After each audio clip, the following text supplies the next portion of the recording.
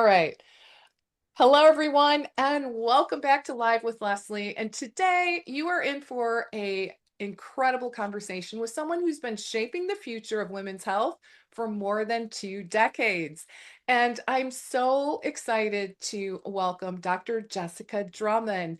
And she is the founder and CEO of the Integrative Women's Health Institute and best-selling author of Outsmart Endometriosis. Jessica has a long list of credentials. She is a licensed physical therapist, a licensed clinical nutritionist, and board certified health coach who has supported thousands of women worldwide with complex pelvic pain, hormonal imbalance, and chronic pain conditions. And her professional training programs now reach practitioners. Are you sitting down? In more than 60 countries, which is such an accomplishment. And today we are talking all about the two-part formula for a future-proofed practice and why AI plus niche clarity is a non-negotiable. So if you've been kind of feeling the pace of change in women's health, if AI is starting to feel overwhelming, or if you're, kind of struggling to figure out your niche and narrow things down so your business can grow with ease, this conversation, I think, is definitely for you. It's going to give you clarity and direction. So let's go ahead and jump in, shall we, Jessica? I'm so excited to see you. Welcome.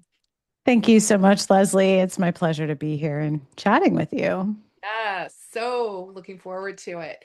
Okay, so tell us, I think what would be a good place to start is, tell us a little bit about your background in training health practitioners. I know you've been doing this for years now. Um, yeah, can you just give us an overview in terms of your organization and what you're doing? Yeah, I'm excited to share that the Integrative Women's Health Institute turns 20 in 2026. So we've been doing this for a long time. And it started from a place where back in the early 2000s, late 90s and early 2000s, I was working as a physical therapist in hospitals and clinical practices. And I pretty quickly specialized in women's health. So a lot of my most complex clients were people with chronic pelvic pain conditions like endometriosis, painful bladder syndrome, vulvodynia. And at the time, we our physical therapy tools were helpful, but they only went so far. And there was a lot of conversation around pain management. But if you've read or seen Dope Sick, you understand now that that conversation was really around giving people pain medications. And then many people became addicted to opioids and things like that. None of those tools were enough. Now, there is a time and a place when pain medication is really appropriate. Physical therapy is still really valuable and appropriate in chronic pain conditions, but the surgeries have come a long way now. We know a lot more about integrating nutrition and functional nutrition, which was the conversation I started 20 years ago in chronic pain management, talking about the gut microbiome and the integration between the nervous system and the immune system and how that plays a role in chronic pain.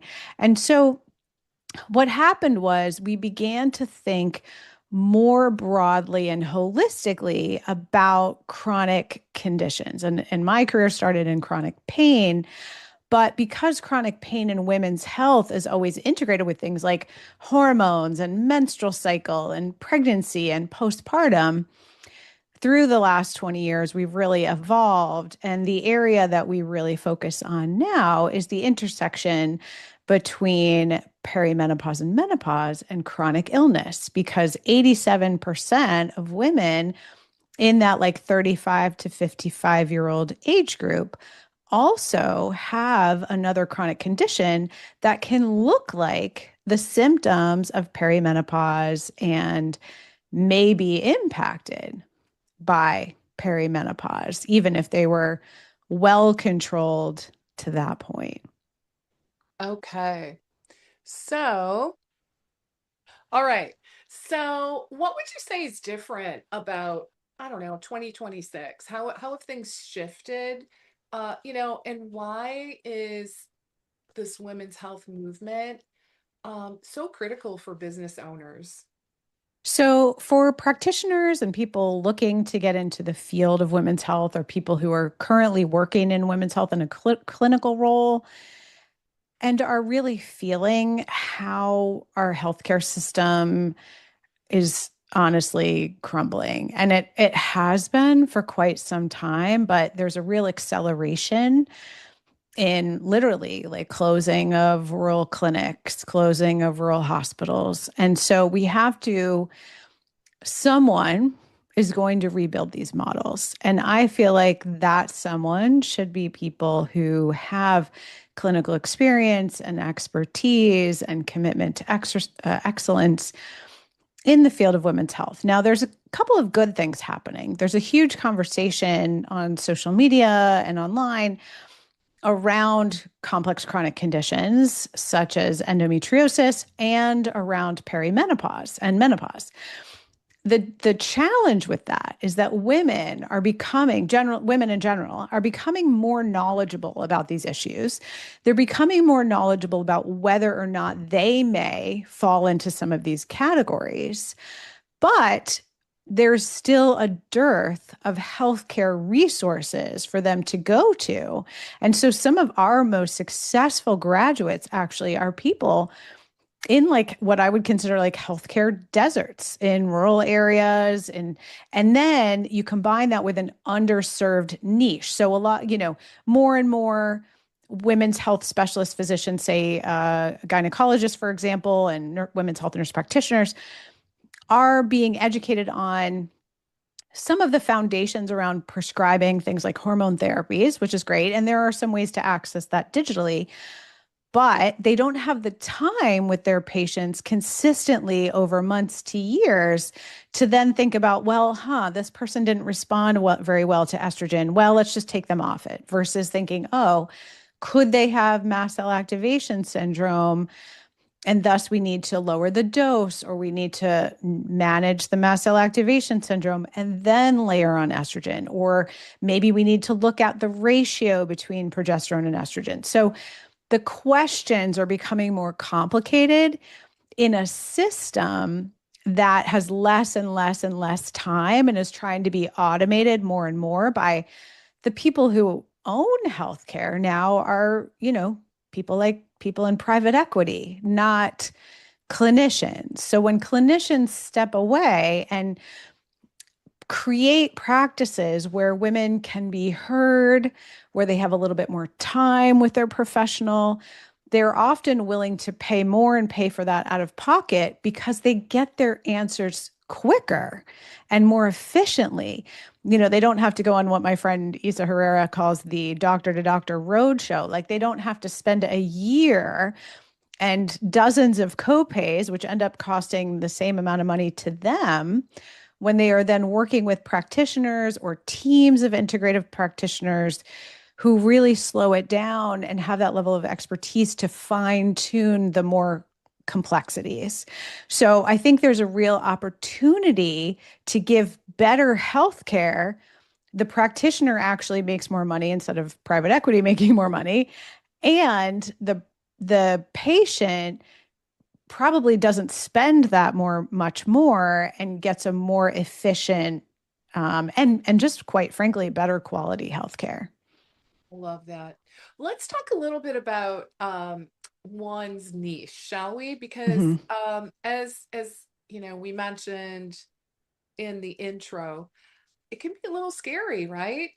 It can be a little frightening because our reaction to niching down, and I definitely can raise my hand here. I fought it every inch of the way in the very beginning of my private practice years. I wanted to help everybody, and there was Yeah. no way I could possibly, just the thought of limiting myself was very stressful. And I think that is the way people sometimes feel.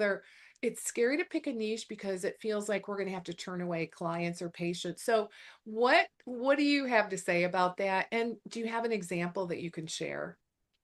Yes. So first of all, Even if you decide to become a specialist and really kind of do your deep dive, 10,000 plus hours, do our training or other people's training and or our training and other people's training and really become an expert in your niche, plus gaining that clinical experience. You can also, and I even still do occasionally to this day, work with your clients' friends, daughters, parents. Like, you don't have to clinically niche if that's super boring to you. And in fact, there's a way to be sort of a niche generalist if you are really focused on staying local to your community. And that in and of itself, at some level, is a niche in the kind of internet environment that we're living in right now, because people do want to be a little bit more connected to it is a bit of a trend, and people are seeing that as being a larger trend in 2026, that people want to be connected, have some degree of in-person collaboration. And so it is possible to build things like that locally.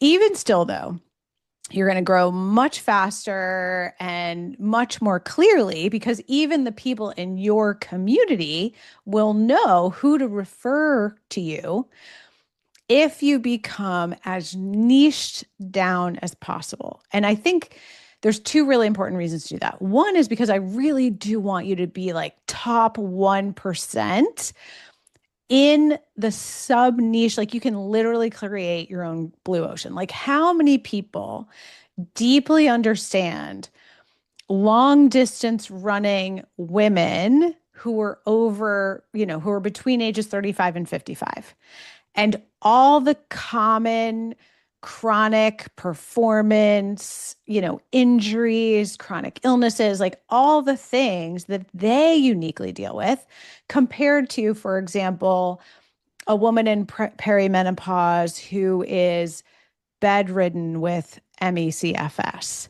Those are Mm. two very different populations, and yet they're both perimenopausal women.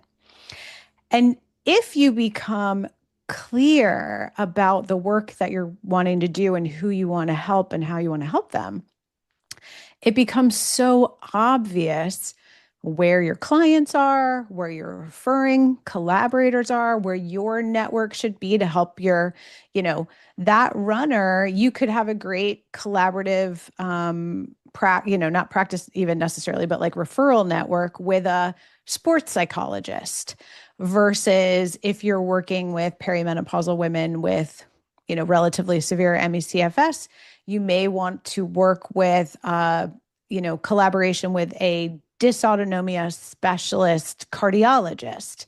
So it begins to help you actually clarify where these people are. And the big fear, as you were saying, Leslie, is that there aren't enough. Well, Yes, we worry that scarcity that but the reality is, the number of women transitioning into menopause is like 6,000 per day in the United States alone. So, in your practice, if you have a well designed practice, you might see anywhere from like 30 to 150 clients per year. There are literally millions, if not billions, of these clients that you could access globally when you're very clear on who you help and how you help them. so even though it feels counterintuitive, the opposite is actually true. Yeah, absolutely. And you Mhm. become an expert, you become known for a specific thing, which makes you more referable as well, is I think what I heard you say. For sure. And so it also does work locally as well. But the Mhm. other thing that I think is so important about that is you actually become really, really good at what you do, Yes. Mhm. because you learn the little nuances, you learn what's common and what's uncommon, the places you need to tweak, and you can keep a beginner's mind with each client, but you already have like a deep pattern awareness of the 80% of what's common across all of these clients. So good. Well, let's change gears a little bit. And I want to work the topic of AI into our conversation because we know that it really can feel overwhelming to practitioners. So I'm curious if you can comment at all about how you are using it in your practice and, what is the skill practitioners really do need to learn to use it effectively and safely? Yes. So I strongly recommend against using AI for kind of like being, it could be a little bit of a clinical thought partner if you Okay. know what you're doing. But if it's something new that you're exploring, you could use it a bit as a research partner, but it will hallucinate. It will lie. My husband completed a master's in AI and data analytics in like 2017 or 2018. Okay. He's a And pioneer. so he is. And so we have a lot of conversations around this. And the challenge with these very large language models, the ones that most of us are familiar with, things like ChatGPT and Claude and Perplexity and Grok, by and large, they are designed to please you. So they are going to be really confident about things that are absolutely wrong. Right? Dead Or wrong. Like you read it and you go, sounds great. And then you read it closer and you're like, but wait, yeah, totally or wrong. totally wrong, or it will be absolutely confident about things that are sort of right, but Okay. Ooh, that's a good. require a lot of nuance, right? And Uh-huh. so be very, very careful of that with that. So you can utilize it as a research partner, but you have to become very, very skilled at prompting, which is one of the things we teach in our program. Okay. But you also have to be very skilled at helping it, as learning to help it be lie to you less, essentially. Yes. Which Hallucinate less.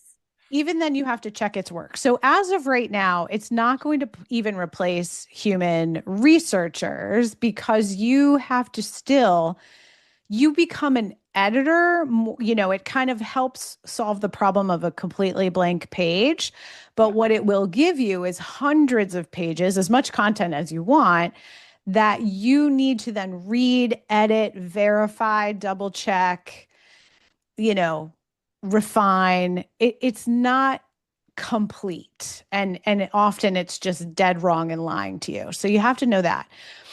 But if you've written now, like, I've been in this a long time, so have you. So a lot of practitioners and practice owners have years to decades worth of books they've written, blog posts they've written, videos they've recorded, client sessions they've recorded. Like, you don't want to put anyone's medical information into this either. So you have to be really careful of their own data privacy. And in fact, reach out to me if you want to learn this. As of essentially today, I think it's next week technically, Google and Meta have changed some of their rules so they can actually take even any of your own personal information from any email you've ever sent, any DM you've ever sent. They can just take it and train Whoa. their AI models with it unless you opt out, which is, of course, hidden really deep in their settings. So that's really important because if you're emailing anything about a client or a patient, Google is reading it unless if you're using Gmail or anything like that, and probably Microsoft is reading it if you're using, Outlook or Teams. I don't know their settings just, off the top of my head, but we have to be really careful of our clients' data. For me, that's a personal value. Like if I wouldn't want to give my own data to Google, I'm not going to give my clients' data to Google. But Sure. there are some ways to help you amplify your content so that more people see the stuff you've written by just having AI rewrite it in a way that's like, say, aligned for Instagram as compared to LinkedIn or something like that. So I strongly believe, and I think there's a lot of ways we can use smaller language models. There's a lot of ways we can use this very responsibly. That how we use it to amplify our own creativity and our own thought processes and integrating with other people's ideas can be really valuable. But because we are health companies, I think we also have to be thinking about every time we talk to or write using ChatGPT or Claude, we are causing pollution, environmental pollution, potentially to ourselves or other people, depending on where the data centers are. So I think we have to have an awareness around that because even if we just do more innocuous things like improve our marketing copy or whatever using Claude or ChatGPT, we may be causing physical harm to people who live near data centers. So it's I think a complex question that has I think the place we're at right now, which is challenging because this stuff is moving super fast, is that I think we have a responsibility to understand what these tools are, what they can do, what they can't do. And in order to do that, we have to learn them. We have to learn how to use them. We have to understand what they are. We have to understand what they mean.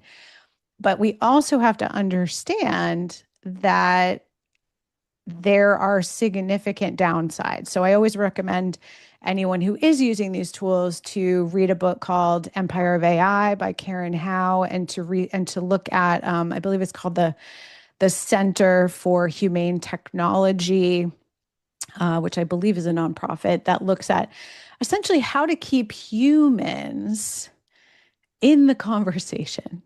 So I love from a healthcare perspective, the potential of AI, because I've seen this for years that, especially in chronic illness, there are so many data points that we have to consider. Like we were just talking about this overlap between, say, pain and perimenopause. One woman's case could be wildly different from another woman's case. And because there's so many data points around that, this is something that AI could be really helpful for. Just yesterday, I was listening to an awesome podcast by a guy who essentially solved his own really rare illness by repurposing a medication. And they had to do that pretty manually to just guess like which one of the 4,000 available medications might work, you know.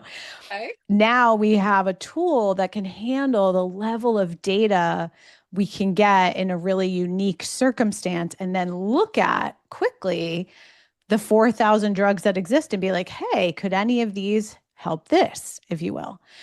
So I think in healthcare, there's some really exciting potential for certain kinds of AI models. And in fact, we do know that AI is quite good at things like radiology. It can pick up breast cancers, for example, sooner than radiologists. So there's some really important advances, but I think it's our responsibility since these tools they're upon us. We're already like 3 years into the AI revolution.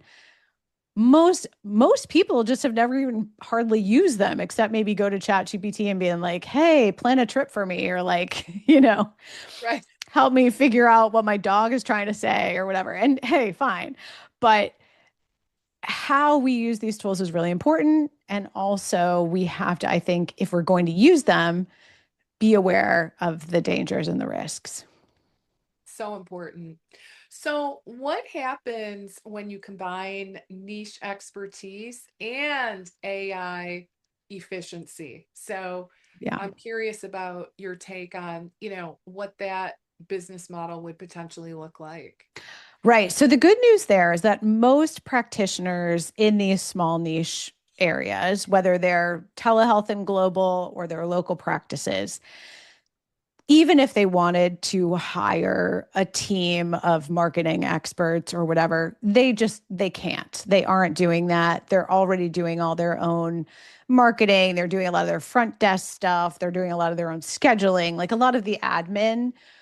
They can't afford to hire someone even if AI didn't exist. So, AI can be really helpful in filling in those gaps so that people who are clinicians can spend less time, not zero time, because we still want your thoughts out in the universe, not generic AI marketing language. But you might cut the time down that you spend writing LinkedIn posts, blog posts, whatever.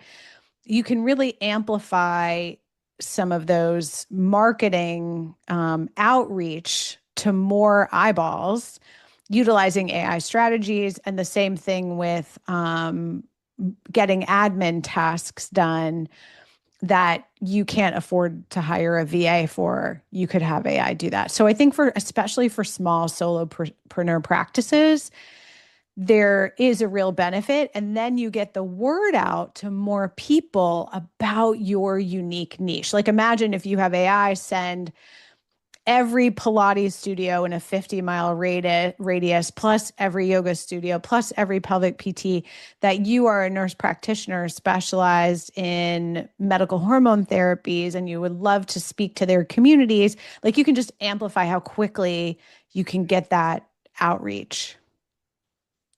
Oh, that's fascinating.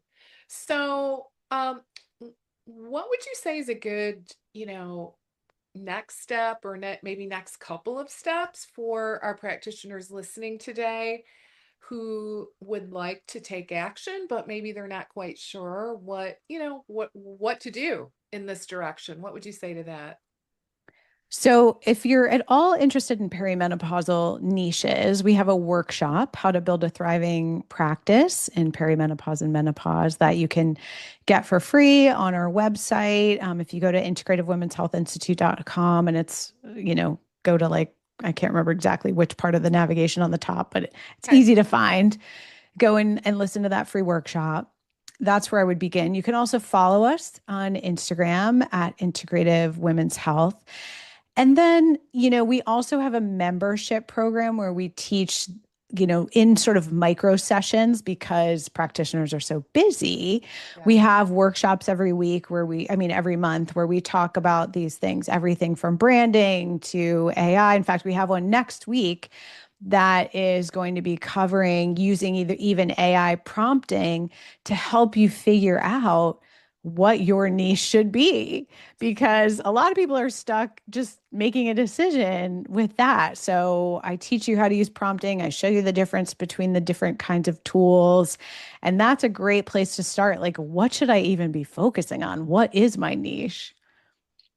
Okay. So, and for those listening who maybe want a deeper dive training in perhaps an area such, I mean, you mentioned perimenopause, you mentioned menopause. Mhm. Um, we want to direct folks to your website as well. Is that correct? Yeah, I think the webinar is the best place, excuse me, the best place to start at integrative women's health institute.com. You can Okay. find in the navigation bar on the very top, you can find we have three programs: our perimenopause menopause certificate program, we have an endometriosis certificate program, and we also have that membership for people who just want kind of bite-sized learning at a much lower cost. We have the free workshop on the navigation bar, and we also have a link to our podcast where Ooh. we talk about these things every week. We're almost at our 100th episode. So that's a big celebration. So there's plenty to listen to if you want to just, explore some options for you when it comes to niching and see what some of our successful graduates are up to now. I think those stories are among the most exciting, inspiring when it comes to, listening to the podcast. Okay. I love that. Yeah, and in our prior conversations, you and I, well, and you already mentioned this, just the number of women. I think you said 6,000 a Every day. Did I day, hear that 6,000 right? every, Okay, yeah, 6,000 a 6,000 a day. day entering the world of menopause. That's 100%. huge. I That is know. insane. Okay. And many of them are really looking for And healthcare. need support. So, yes. So, yeah, women's health, definitely a good place to hang your shingle, and specifically around perimenopause, menopause, and even adding more specificity under those, areas of specialization, Yeah. like your examples. Okay, love that. All right. Any final words of wisdom that you'd like to share with our audience today? I don't think so. Just go, listen to the podcast, Yeah. follow us on Instagram, and just know that it might feel to you like the perimenopause, menopause needs just saturated because there's a lot of conversation on social media. But that conversation has sparked people looking for practitioners, not just the educators that they follow on Instagram. So the market is wide open for you. It's not at all saturated. In fact, it's really Okay. underserved. Yeah. That's so important. I get that question a lot. Like, oh my gosh, I see so many people in, this certain niche. Yeah. But it's clearly just a huge opportunity in women's health, especially those couple of areas that we talked about, perimenopause and menopause.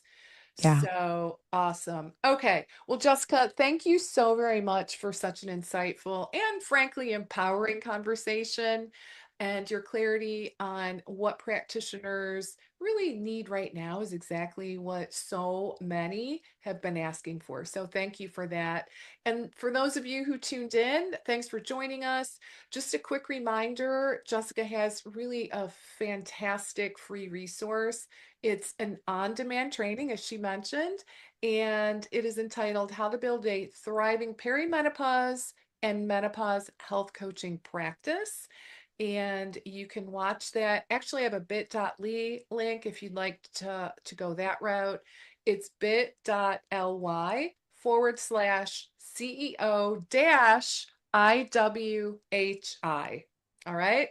So you can grab that resource right there on the spot.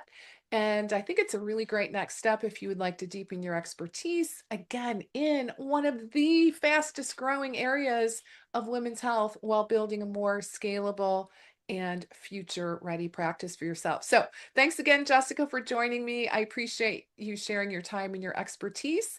And thanks for all of you who watched and tuned in today. And I look forward to seeing you next time. Bye for now.